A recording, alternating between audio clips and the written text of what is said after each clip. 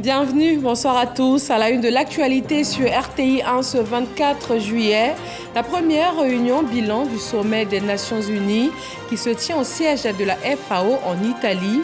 La transformation des systèmes alimentaires est au cœur de cette réunion qui réunit la crème de la politique alimentaire mondiale. Il faut plus de 400 milliards de dollars pour l'équilibre alimentaire mondial. Les résultats du baccalauréat ont été proclamés, 32,09%, c'est le taux de réussite, contre 30,78% l'année dernière. Vous le verrez dans ce journal, dans les centres d'examen, c'était des moments de fou rire et de bonheur pour les admis et des larmes pour les candidats malheureux. La première édition du Forum des citoyennetés actives, l'Institut de l'AIM, une fondation pour la citoyenneté, en partenariat avec la fondation Friedrich Neumann, milite pour une meilleure implication du citoyen dans le développement socio-économique de la Côte d'Ivoire. Et puis, élection présidentielle au Gabon, 19 candidatures validées par le Centre gabonais des élections, dont celle du président sortant Ali Bongo. 8 candidatures ont été cependant rejetées. Merci d'être des nôtres pour ce 20h sur RTI 1. Démarrons avec un communiqué de presse de l'Assemblée nationale et du Sénat. Sur saisine du président de la République, le président de l'Assemblée nationale, président du Congrès, M. Adama Bictogo, et le président du Sénat, M. Jano Aoussou Kouadio, convoquent mesdames et messieurs les députés, mesdames et messieurs les sénateurs, à une réunion du Congrès qui va se tenir le mardi 25 juillet à 10h à l'auditorium du Sofitel Hôtel Ivoire. Ordre du jour, adoption du projet de loi de révision de la loi du 8 novembre 2016 portant constitution de la République de Côte d'Ivoire telle que modifiée par la loi constitutionnelle numéro 2020-348 du 19 mars 2020. Direction l'Italie pour l'ouverture de la première réunion bilan du sommet des Nations Unies sur la transformation des systèmes alimentaires. Jusqu'au 26 juillet, le gratin de la politique alimentaire mondiale examine des questions de financement. Plus de 400 milliards de dollars sont à mobiliser afin d'atteindre un équilibre alimentaire mondial d'ici à 2030. Le ministre ivoirien de l'Agriculture et du Développement rural a pris part à 2 sessions de haut niveau. Franck Quadio. La Côte d'Ivoire présente à Rome, capitale italienne, pour la première réunion bilan du sommet des Nations Unies sur les systèmes alimentaires tenu en 2021. L'accélération des politiques et initiatives contre la faim et la malnutrition, entre autres sujets, exprimés en levée des rideaux. Nous avons lutté contre les impacts de la pandémie et l'agression de la Russie contre l'Ukraine a ébranlé dans ces structures tout l'édifice des prix de l'énergie et a fait se déchaîner des vagues d'inflation touchant en particulier les plus vulnérables. Bonne nouvelle, c'est que des pays ont entendu la sonnette d'alarme que nous avons tirée en 2021 lorsque j'ai organisé le premier sommet des systèmes alimentaires, puisque plus de 100 pays ont présenté des rapports volontaires sur l'état d'avancement de la transformation des systèmes alimentaires. Des pays ont pris des mesures audacieuses pour refléter cette priorité dans leurs lois, politiques et programmes au plan national et infranational. Mais sauver les ODD, ça veut dire aller beaucoup plus loin et le temps file. Il faut donc agir et cela passe par les séances d'échange de haut niveau. Le ministre d'État, ministre de l'Agriculture et du Développement rural, représentant à ce sommet le chef de l'État, le président Alassane Ouattara, a exprimé le bilan de la Côte d'Ivoire en matière de vulgarisation des cantines scolaires. Le président de la République, son Excellence M. Alassane Ouattara, a fait en sorte qu'en Côte d'Ivoire aujourd'hui, nous avons plus de 5402 cantines scolaires et l'objectif, c'est de faire en sorte qu'au titre de l'année à venir, nous puissions aller au-delà avec la possibilité de distribuer plus de 30%, encore plus, de nourriture aux enfants qui en ont véritablement besoin. L'année 2021, année pandémique, aura accéléré la résilience partout dans le monde en matière de programmes alimentaires, d'où l'importance du financement, un autre axe de réflexion. Et parlant de financement, plus de 400 milliards de dollars américains sont à mobiliser d'ici à 2030 et ce, en adéquation avec l'atteinte des ODD. Financement qui requiert l'implication de toutes les parties prenantes. Le sens de cette session, co-présidée d'ailleurs par le chef de la délégation ivoirienne. Je voudrais profiter de l'occasion pour transmettre les salutations et félicitations de son Excellence M. Alassane Ouattara, président de la République de Côte d'Ivoire, que j'ai l'honneur de représenter à cette rencontre de haut niveau.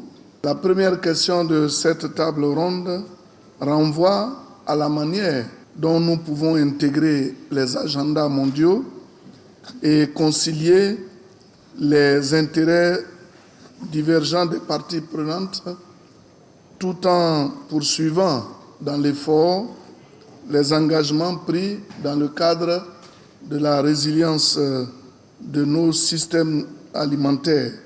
À Rome, plusieurs rencontres sont inscrites à l'agenda du ministre d'État, Kobena Kwasi Adjoumani. La réunion bilan, la première du sommet des Nations Unies sur les systèmes d'alimentation, prend fin officiellement le 26 juillet. De retour sur le sol ivoirien, l'actualité est marquée par les résultats du baccalauréat 2023. 32,09% des candidats déclarés admis. Nos équipes de reportage ont sillonné plusieurs centres pour cette proclamation de résultats et à chaque fois, joie et tristesse s'entremêlaient. Laetitia Kwasi et Walter Amadou Ouattara nous font vivre ces moments intenses. Débutée le 27 juin dernier, la session 2023 du baccalauréat connaît son dénouement. Ce lundi 24 juillet, la proclamation des résultats est faite par la Direction des examens et concours d'ECO. Sur 340 213 candidats, 109 166 sont déclarés admis. Soit un taux de réussite de 32,09% contre 30,78% à la session 2022 et 29,24% en 2021. Ce pourcentage enregistre donc une hausse de 1,31. Quelques heures après cette proclamation officielle, les admis expriment leur joie. C'est le cas ici au groupe scolaire Avicenne dans la commune de Cocody.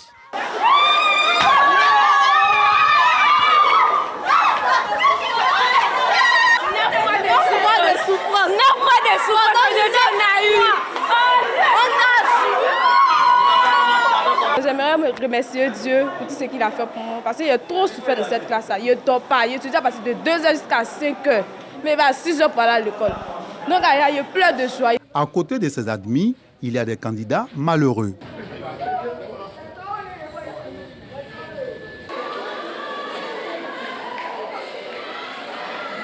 Difficile pour eux de s'exprimer. Autre décor, nous sommes au lycée moderne de Cocody.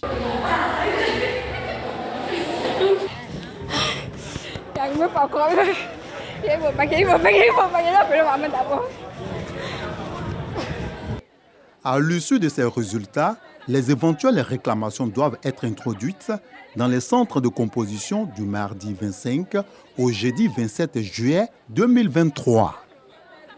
Même atmosphère mitigée à Bouaké, le taux de réussite pour la région de Gbeke est de 25,55% pour la Drena Bouaké 2 et 24,57% pour la Drena Bouaké 1, bien en deçà du taux national de 32,09%.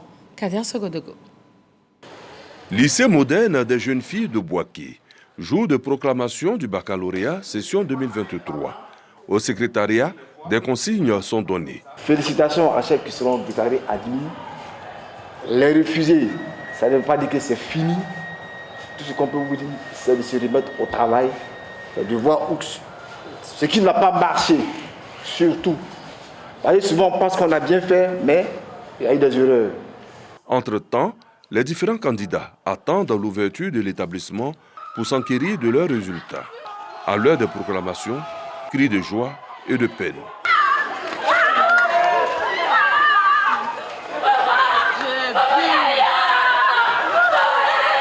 Je viens d'avoir mon bac A2. Je suis contente, j'ai dit merci à Dieu. Autre établissement visité, le lycée moderne de Nembo. La même ambiance. Occasion pour des établissements d'enseignement supérieur de récompenser les admis. Nous sommes là pour récompenser les nouveaux bacheliers dans la mesure de pouvoir les orienter pour leur futur études universitaires. Je peux leur dire de se concentrer. Moi-même, j'ai fait 2 fois. L'an prochain, on va voir. Dans la région de Béquet, le taux de réussite au bac est de 25,55% pour la Drena Boaké 2 et 24,57% pour la Drena Boaké 1, au désarroi des responsables de l'éducation de la localité. Taux en dessous du taux national qui est de 32,9%. À Yamoussoukro également, le taux de réussite est en dessous du pourcentage national, 27,67%, un chiffre bien loin des 47% de l'année dernière. Kader Sogodogo. Le suspense est terminé en ce qui concerne les résultats du bac 2023. Les lauréats sont connus. Le taux de réussite est de 32,09%. Dans la direction régionale de l'éducation nationale et de l'alphabétisation de Yamoussoukro, tout bac confondu, 27,67% contre 47,37% l'année dernière. Le bac général, nous avons fait un taux de 30,45%. Nous sommes en dessous. Et au niveau du bac technique, vraiment les résultats n'ont pas été fameux. Nous avons obtenu un taux de 17,24%. Silence micro pour ceux qui n'ont pas pu valider le baccalauréat. Chez les admis, tout naturellement, la joie est de mise. On a le verbe. Et par la grâce de Dieu, je viens d'obtenir mon bac. Les résultats du baccalauréat viennent mettre fin aux examens à grand tirage dans l'enseignement général et technique. Place dès à présent aux vacances scolaires. Elles seront difficiles pour certains, d'autres se la couleront douce. Pour les concours administratifs de cette session 2023, les compositions démarrent le 12 août prochain. Les différents acteurs impliqués dans le processus ont signé une charte d'éthique. Grâce Kando.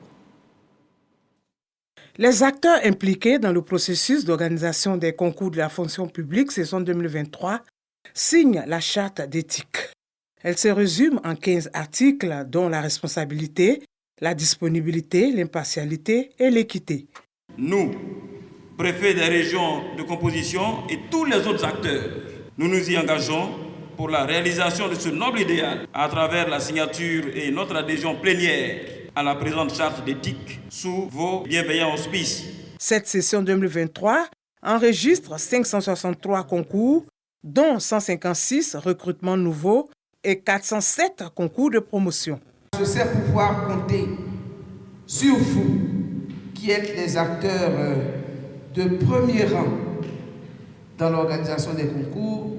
Notre slogan reste inchangé. Il reste solidement arrimé au triptyque transparence, équité, célérité. Autre fait marquant de cette rencontre, la remise des lots aux lauréats de la tombola de la 3e édition des Journées de la fonction publique. Au nombre des récipiendaires, une institutrice. Elle reçoit un véhicule flambant neuf et un fonctionnaire retraité est reparti avec une villa. Désormais, en recevant ces dons, nous nous engageons à être à la tâche avec passion et abnégation, à faire vivre sans retenue les valeurs et principes qui doivent caractériser le fonctionnaire. Par ces récompenses, la ministre de la fonction publique entend créer une saine émulation au sein de l'administration publique ivoirienne. Il faut parvenir à une meilleure implication du citoyen dans le développement socio-économique du pays. C'est tout le sens du Forum des citoyennetés actives. Cette première édition a été conduite par l'Institut d'Elayam, une fondation pour la citoyenneté, en partenariat avec la fondation Friedrich Neumann. Générosa Quadio et Jean-Marc Djadji. Inciter les citoyens à contribuer au développement socio-économique de la Côte d'Ivoire, c'est l'objectif visé par ce forum au cours duquel plusieurs aspects de la citoyenneté active ont été examinés. Il ne peut pas avoir de participation des citoyens s'ils ne sont pas éduqués, s'ils ne sont pas sensibilisés à prendre part active dans la gestion de ces affaires publiques. Notre objectif, c'est d'échanger avec vous sur ce que nous pouvons faire pour développer davantage de leviers qui encouragent tous les citoyens, où qu'ils soient, à assumer ce devoir de liberté. Les citoyens sont invités à s'approprier toutes les actions mises en œuvre dans le cadre du programme social du gouvernement en vue de leur insertion professionnelle. L'État a compris que l'homme doit pouvoir participer au développement du pays. Ce n'est pas seulement l'affaire de l'État, c'est également l'affaire des citoyens. Aider le citoyen ivoirien à assurer les innovations de son temps, compte tenu de son propre héritage culturel. Voici une des missions, entre autres, de la culture, et donc qui est déjà intégrée par la vision du chef de l'État. Ces jeunes nous posaient des problèmes qui avaient déjà été résolus par le gouvernement. Quand ils nous parlaient de financement de projets jeunes et qu'on leur parlait des programmes de l'agence emploi jeunes, des mécanismes de financement qui sont mis en place par les programmes de l'agence emploi jeunes, ils tombaient des nues. À ces jeunes, j'ai demandé une seule chose. Je leur ai demandé modestement de consacrer 15 minutes de leur temps dans les 24 heures de la journée au journal télévisé du 20h. C'est le lieu où on donne les informations qui touchent à la vie de la société. Ce programme sur la citoyenneté a été initié depuis 2019 par l'Institut d'Elayam et Friedrich Naumann Foundation. Il s'engage à accentuer la sensibilisation et le renforcement des capacités des acteurs de la société civile. À Bongouanou, c'est la deuxième session du Conseil du district autonome de la Comoé. L'inspecteur général d'État, Théophile Awandoli, a procédé à l'ouverture des travaux. Il a par ailleurs exhorté l'ensemble des conseillers à plus de responsabilités dans la conduite de leur mission. Hermaniamien. Cette deuxième session ordinaire du district autonome de la Comoé s'est essentiellement consacrée à l'adoption du budget modificatif numéro 1 de l'exercice 2023 et de l'état d'exécution du budget au 30 juin de cet exercice 2023. Ainsi, le budget primitif de l'exercice 2023 d'un montant global d'1 639 123 000 francs CFA, dont 901 948 000 francs CFA pour le fonctionnement et 737 175 000 francs CFA pour les investissements, a été approuvé. Le district autonome n'est pas un outil d'investissement en tant que tel. Nous accompagnons ce que le programme du gouvernement. Et je le dis bien en rapport avec les conseils régionaux, les municipalités, accepter que cela soit. Parce que ce n'est pas encore compris aux yeux des Ivoiriens. Au-delà de l'aspect budgétaire, les conseillers du district autonome de la Comoé ont également planché sur la communication du procès verbal de la réunion du bureau du conseil, l'examen et l'adoption du procès verbal de la réunion du 6 avril 2023 qui s'est tenue à Aboissou. L'inspecteur général d'État Théophile Awandoli, qui a procédé à l'ouverture des travaux de ces assises, a exhorté les responsables du district autonome de la Comoé à œuvrer pour mener à bien la mission à eux confiée par le président de la République. Je vous exhorte, chers conseillers, à prendre la pleine mesure de la mission qui vous est confiée. Les districts, de façon générale, ont une grande importance dans le processus de mise en œuvre des programmes et projets de développement tels qu'adoptés par le gouvernement au bénéfice des populations. Vous avez donc une mission majeure. Le préfet de la région du Moronou, préfet du département de Bongouanou, Okoma Agyo Jeannette, dont le cadre abrite cette rencontre, a dit sa joie d'accueillir toute la délégation. Les travaux de la deuxième session ordinaire du district autonome de la Comoé à Bongouanou se sont déroulés dans un cadre convivial en attendant la troisième session. La ministre de la Solidarité et de la lutte contre la pauvreté vient en appui à 10 familles endeuillées par les glissements de terrain et les éboulements survenus dans la nuit du 6 au 7 juillet dernier dans le district d'Abidjan. Miss Belmondo Dogo leur a remis des dons en vivres, non-vivres et également en numéraire. Elle a aussi réitéré l'appel du gouvernement à quitter sans délai les zones à risque. Michel Mambo et Walter Amadou Ouattara. Après les fortes pluies ayant causé du 6 au 7 juillet, plusieurs décès dans les quartiers de Yopougon et d'Abobo, dans le district d'Abidjan, les sinistrés reçoivent la compassion du gouvernement. Au cours d'une cérémonie au ministère de la Solidarité et de la lutte contre la pauvreté, Miss Belmondo Dogo remet des dons en vivres, non-vivres et du numéraire aux familles victimes de cette catastrophe naturelle. Une activité qui s'inscrit dans le programme social du gouvernement. La ministre Miss Belmondo Dogo invite les populations à quitter les zones à risque pour cette saison en sauvant leur vie et celle de leurs enfants. Nous recevons ce jour pour vous dire Yako, comme on le fait dans la pure tradition ivoirienne. Vous apportez quelques vives et non-vives. Nous savons que en pareille circonstance, vous recevez des parents qui viennent vous soutenir, vous épauler. Au nom du président de la République. Les bénéficiaires saluent ce geste humanitaire du gouvernement. Lorsque vous perdez un être cher et que votre soeur ou votre frère vient spontanément vous consoler, vous devez rendre grâce à Dieu. Au total, 10 familles sinistrées ont reçu des enveloppes, des sacs de riz, des pâtes alimentaires, de l'huile, de la tomate concentrée, du savon et des matelas.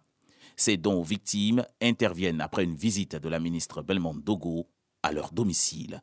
Ces inondations qui ont causé de nombreux dégâts matériels et des pertes en vie humaine font état de 18 cas de décès, dont 17 à Yopougon et 1 à Abobo. Les actions sociales du gouvernement ne s'arrêtent pas là. La ronde du social, campagne itinérante menée par le ministre de l'Emploi et de la Protection, vient de sillonner la région du Haut-Sassandra. Une semaine d'actions sociales ciblées avec des remises de chèques et des dons aux personnes vulnérables d'Aloa, Vavois.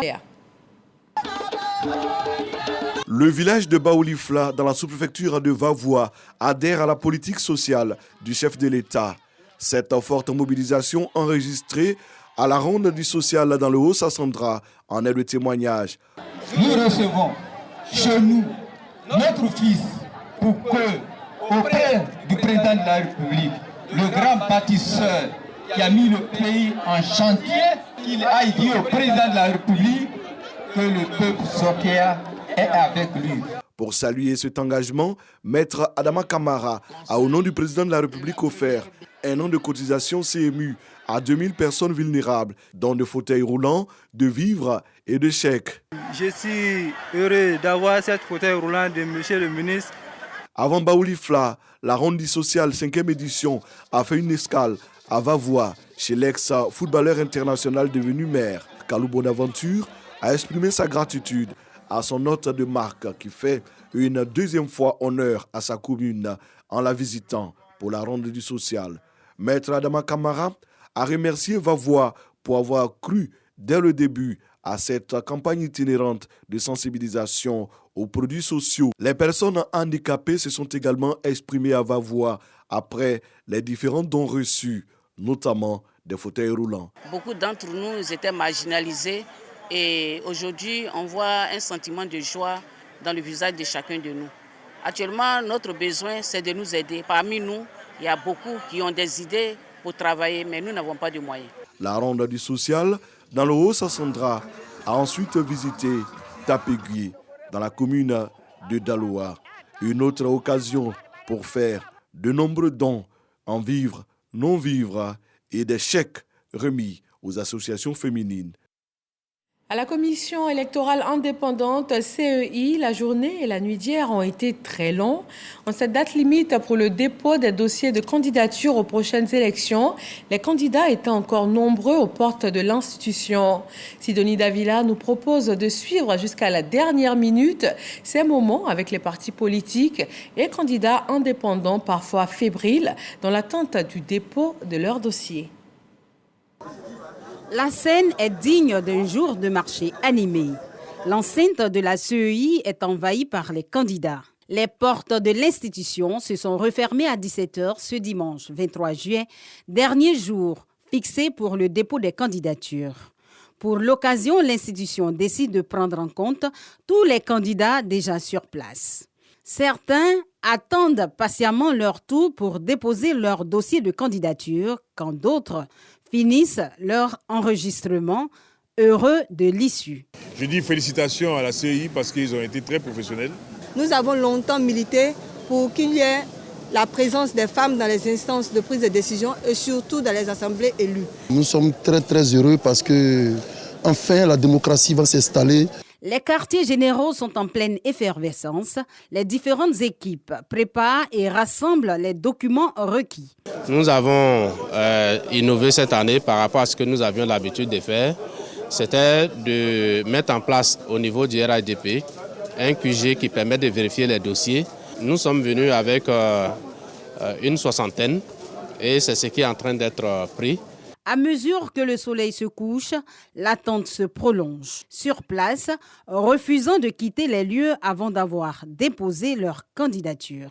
Nous sommes bel et bien dans la légalité administrative telle que recommandée par la Commission électorale indépendante. Ce qui nous motive, c'est d'être véritablement reçus et que nos dossiers soient récupérés. Quand la faim se fait ressentir, nombreux sont ceux qui préfèrent manger sur place. Assis à même le sol, tard dans la nuit, préparent leur dossier aidés par la torche de leur portable.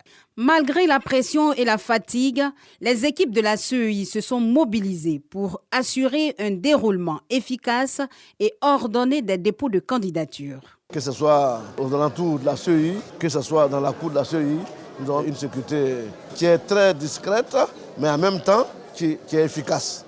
Et donc tout est mis en place pour que vraiment les potentiels candidats soient à l'aise lorsqu'ils ont des problèmes ou bien lorsqu'on doit les guider à aller dans les boxes. La journée du 23 juillet a été très longue. Fini la phase d'inscription aux élections locales, place au scrutin, prévu le 2 septembre prochain. Et ces élections du 2 septembre suscitent beaucoup d'intérêt. Dans la région du Cavally, la ministre Anne-Désirée Ouloto a exhorté les électeurs à exercer leur droit de vote dans un climat apaisé. Soro Corona. La ministre de la fonction publique, Anne-Désirée Ouloto, face aux chefs de canton, de village, de communauté, des guides religieux, des responsables des commerçants, des transporteurs et des fonctionnaires de la région du Cavally. Un seul message véhiculé au cours de cette rencontre d'échange et de sensibilisation à Guiglo. La tenue des élections régionales et municipales à venir sans heurts. La ministre de la fonction publique met en mission les chefs coutumiers et les guides religieux, celle de prôner la paix, la cohésion sociale avant, pendant et après les élections locales dans la région du Cavally. Tant que nous sommes en paix et que tout le monde peut circuler tranquillement, je pense que c'est ça qui est notre raison d'être. Et nous travaillons effectivement à la paix. La barbarie, là, quel est son résultat? Ça apporte quoi? On a vu les situations que notre pays a traversées à des reprises. Quand on fait le bilan, qu'est-ce que cela nous a laissé? On a récolté quoi de positif? On n'en veut plus. Nous avons intérêt à sensibiliser tout le monde pendant, après les élections. Prier pour la paix, pour la Côte d'Ivoire entière, pour que la guerre s'éloigne de notre pays. Parce que nous sommes des enfants de la paix. Anne-Désirée Ouloto demande aux transporteurs, commerçants et fonctionnaires de Guiglo de tenir des propos conciliateurs, rassembleurs et de paix pendant la période de la campagne électorale. Ce genre de rencontre avec les populations sur les élections apaisées va s'étendre à toute la région du Cavally. Nous avons surtout mis l'accent sur la nécessité de maintenir le cap, de consolider les acquis, notamment en termes de maintien de la paix, de maintien de la cohésion dans cette région, avec les populations, avec tous ces groupes communautaires. Nous nous sommes tenus la main pour travailler à la paix, pour travailler au changement de mentalité. Pour garantir des élections sans violence, les communautés chrétiennes et musulmanes de la région du Cavally s'engagent à organiser des messes d'action de grâce et des lectures coraniques. C'est le même message dans les régions du Ifou et du Nzi. Le président de l'association des cadres du Centre pour le développement ACCD RHDP, Amédée Kouakou, a parcouru ces régions d'abord pour soutenir les candidats de son parti et ensuite pour s'entretenir avec les populations. Mamadou Kwasi. Soutenir les candidats retenus pour porter les couleurs du RHDP aux élections municipales et régionales. C'est la motivation de cette visite d'Amédée Kofi Kouakou dans les régions de l'Ifou et du Nzi. En sa qualité de président de l'association des cadres du Centre pour le développement, ACCD RHDP, il sillonne 2 jours durant une dizaine de localités dans les dites régions pour promouvoir les têtes de liste de son parti auprès des populations. Amédée Kofi Kouakou met également cette visite à profit pour parler de paix et de développement. Le 2 septembre prochain, il va y avoir des élections. Il faut que nous passions donc dans les différentes régions pour parler à nos parents, pour leur dire que ces élections qui vont venir doivent être des élections apaisées. Le président Alassane Ouattara veut le développement de ce pays, veut le bonheur des Ivoiriens. Mais tout ça ne peut se faire que dans la paix et dans la cohésion. Nous avons échangé avec les populations, nous avons présenté les soldats du président Alassane Ouattara, mais nous pensons que les choses avancent, les populations comprennent. Elles ont tourné le dos à la violence. Elles regardent dans la même direction que le président Alassane Ouattara et nous sommes convaincus que ces élections-là se passeront dans la paix et le résultat sera très bon. Etrokro, Kwasikro, Lalassou, Mbayakro, Akakro et Kofikro sont entre autres quelques localités visitées. Tout au long de sa tournée, des doléances ont été exprimées au président de la CCD-RHDP. Amédée Kofi Kouakou a promis de les transmettre fidèlement au chef de l'État, Alassane Ouattara, afin qu'elles soient prises en compte incessamment.